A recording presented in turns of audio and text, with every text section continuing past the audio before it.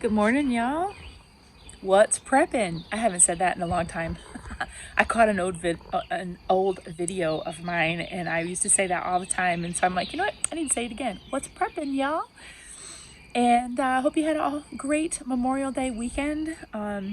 Just hanging out here on the patio with my mint. Talk about that in a minute. Yeah, I am in the thick of things right now. We're getting ready to prepare for graduation. We have the senior year activities for my youngest. We've had a special graduate honoring ceremony in church on Sunday, and we had a graduation dinner to honor the seniors in the youth group that my daughter goes to. And let's see, we've had senior dance recital. And because she had two. Let's see, what else have we had? Just things have been coming in the mail. We've had graduation gowns and diplomas are coming in the mail. We've made reservations for graduation down at our state capitol with all of the Virginia homeschoolers, so that's going to be big. We missed out on that with my son because that was during COVID and or the pandemic, I should say. And then the first time we did it was with my oldest daughter in 2019. She was a graduate in 2019. And so we're looking forward to actually kind of participating in that again. And but things are getting busy. And on top of that, we've had a very emotional roller coaster in our family for the last couple weeks. And I made a video about that, so you can check that out if you want.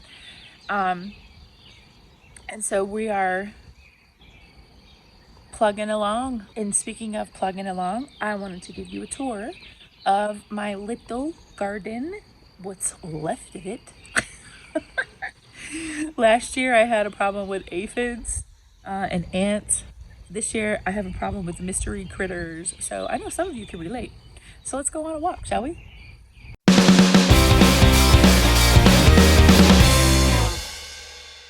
Look at this sad garden.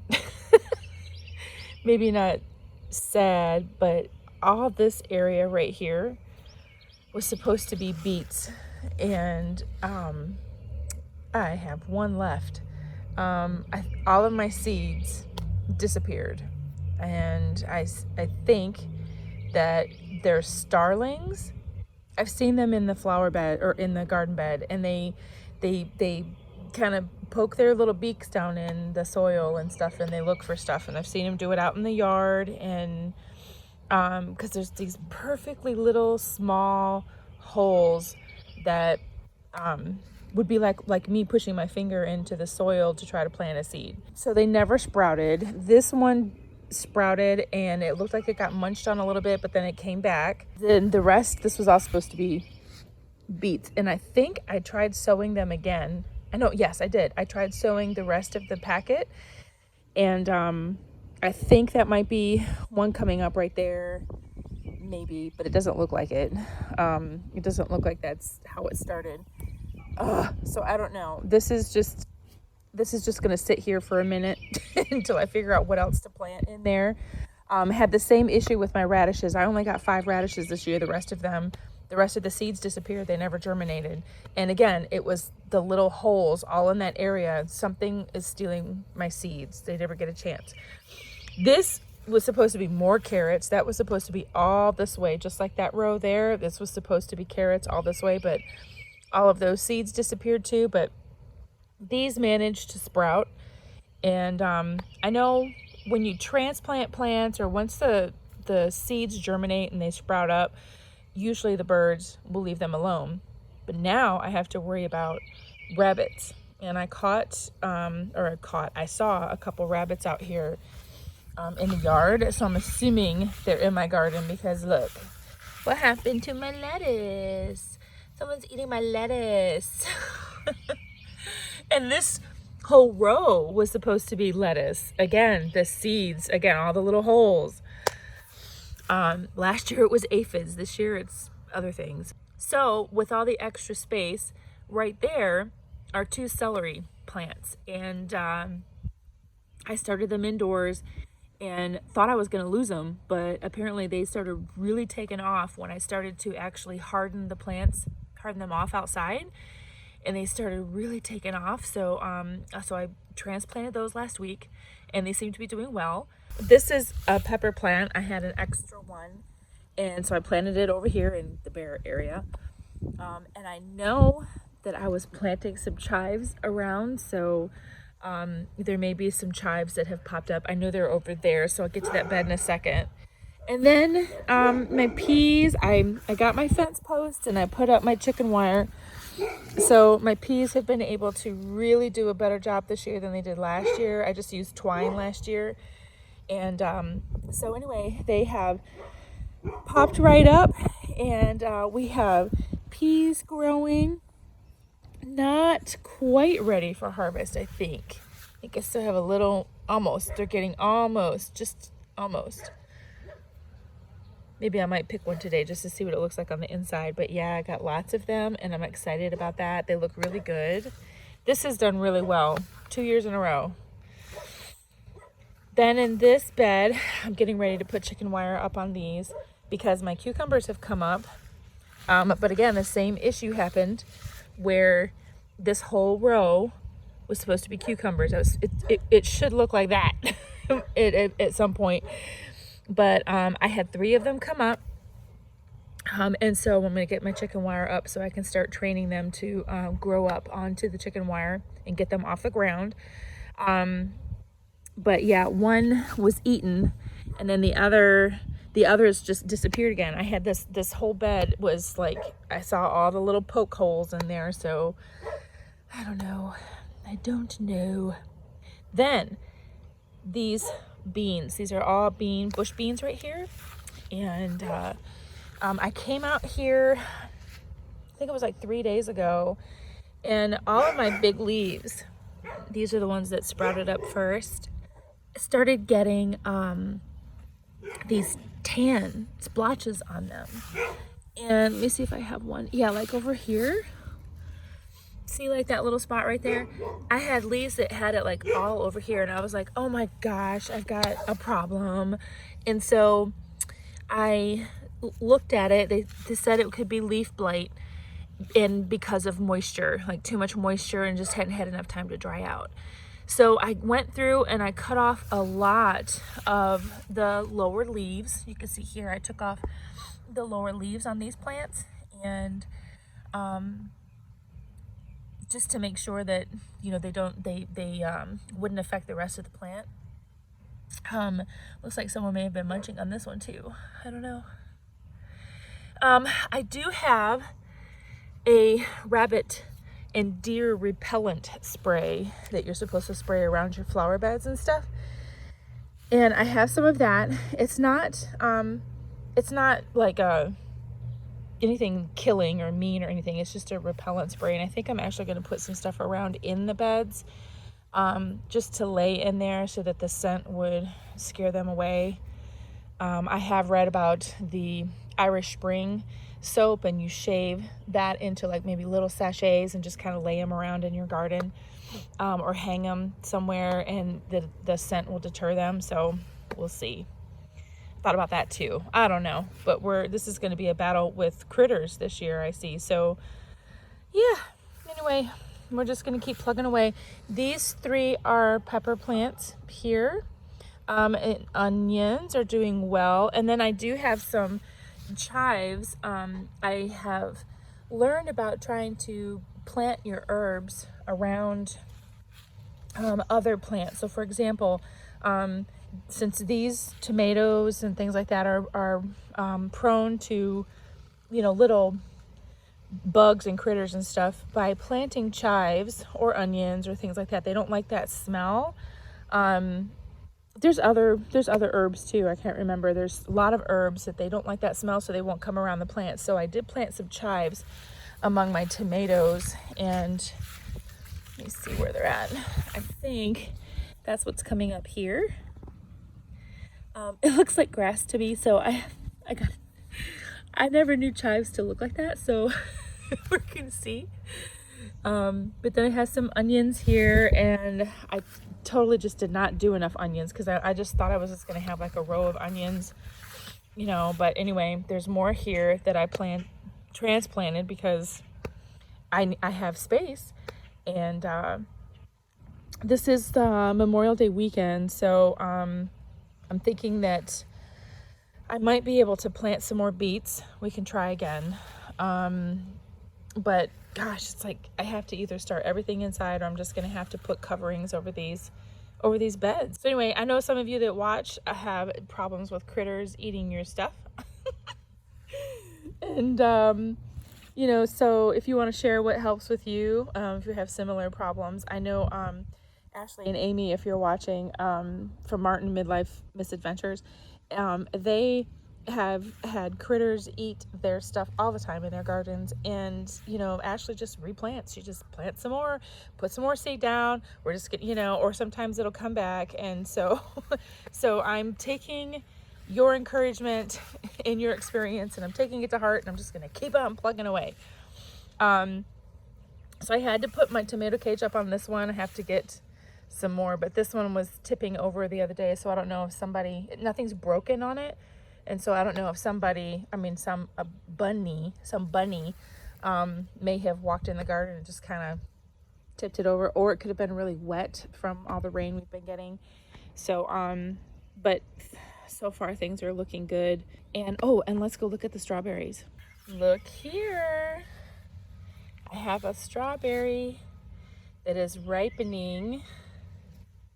There's another one there. Oh, and look here. Yep, I remember this one. This one looks like it's just about ready. Gotta maybe tomorrow, we'll see, but that one's getting really close.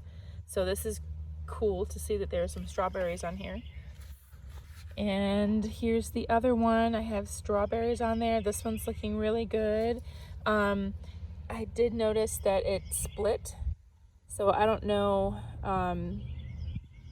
what makes that happen. So if people that are watching the channel grow strawberries, they might be able to tell me, you know, could it be too much water? I don't know. Again, this is actually a really good draining basket, so I don't know what would be the issue there. So anyway, yeah, we've got more getting ready to come on this one. And here's another one that's starting to ripen. So yeah. And here are my other 3 patio plants. Well, I should say 4. I'll start with the mint, since that's just, I ended with that one. I already did a harvest on the mint. And you can see it's starting to grow back. But I did a harvest on it, and I tried to dry the leaves on the dehydrator, and I'm not sure if maybe my dehydrator wasn't working because they never got dry, and I let that sucker go for 12 hours. So I'm gonna have to try to dehydrate something else just to see if there's a problem with the dehydrator. Maybe I did something wrong. I don't know. But anyway, I did one harvest on it, and I'm gonna let some more grow a little bit, and then I'm gonna do another one and just try to just play with it. This is experimental mint right here. And then here is my daylily that is getting ready to you know, push out some flowers, which I think is great. And my jalapeno pepper plant has this growing right here, so that's really cool. And then I just threw the last 2 pea seeds that I had in this pot right here, and they don't look like they're doing too good in here. I mean, look at that. They're just like skinny. But there are 2 flowers on here, so let's see. I might actually get maybe 2 pea pods off of this, maybe a couple more. I don't know. We'll see what's happening. Certainly not like the other ones out in the garden bed, but anyway, the sun will be coming up here over this house pretty soon, our neighbor's house right there. Once the sun will be coming up, and the patio plants will start to get their sun. And so yeah, and then check this out. My dog, this is my jungle of a yard. We've had so much rain, I have not been able to get back here and mow. But do y'all remember that this area right here was all barren and dirt, clay, and everything? Well, some of the stuff has grown back. I'm not going to call it grass because I've got a plethora of everything. I have like what looks like lettuce growing. I have dandelion. There's some other like buttercup flowers. You see those right there? This stuff is just a mess. I mean, this should be in a meadow, not in my backyard, but this is what we got. This is what the contractors laid down or planted after they left last year. And so I actually did get some grass seed and I raked it into the ground. And so I do have fresh grass growing. I have new grass right there and there and there. You see that poking up through there? It's been doing really good. And I have it, you know, like along the edge of the patio here. There's some grass growing in there, but this will probably choke it out. I don't know. But I try to pull things from here. It's just gonna leave it bare though, but this is all like, the bunnies love this. I wish they would just eat it. But anyway, this stuff is so thick. When I try to mow it, this is just, look at that. This reminds me of the stuff I used to get when I was a kid. I would get a blade of this thick grass and then put it in my, between my thumbs and then make like a little buzzy type of whistle with it. Did I just date myself? But yeah, I mean, I go through here and I try to pull things that like aren't grass, but none of this is grass. And grass seed is so stinking expensive. I was sticker shocked just to buy a bag of grass seed, but I think you can see there I've got some more growing. It has come up.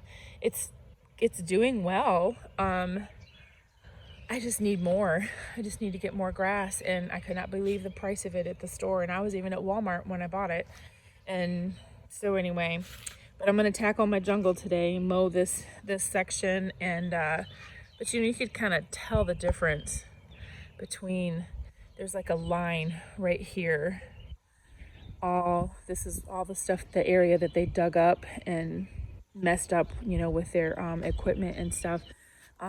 You know, and then the grass is different toward the back. So anyway, yeah, so this is my jungle and this is my patio, and we set it up this weekend. We washed the deck, or the patio. I power washed it a little bit and set everything up, and I'm just enjoying it this morning, but it's supposed to rain the rest of this week, so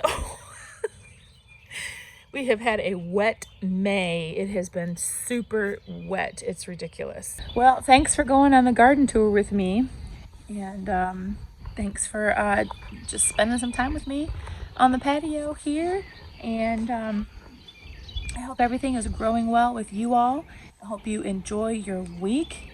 And also, I would like to remind you to make time for what is really important.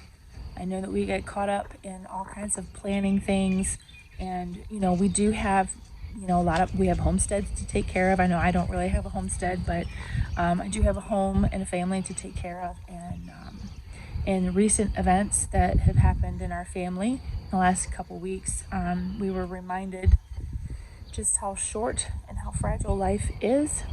And I just want to encourage you, if there are things that you need to say, get them said. Someone you need to call that person. You know, don't put it off. If there's something that you want to do, get it on that list to do and figure out a way to do it.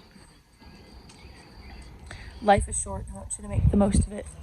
And if anyone hasn't told you today, I think you're amazing, and I want you to make it a great day. Y'all stay sassy out there, but keep it classy.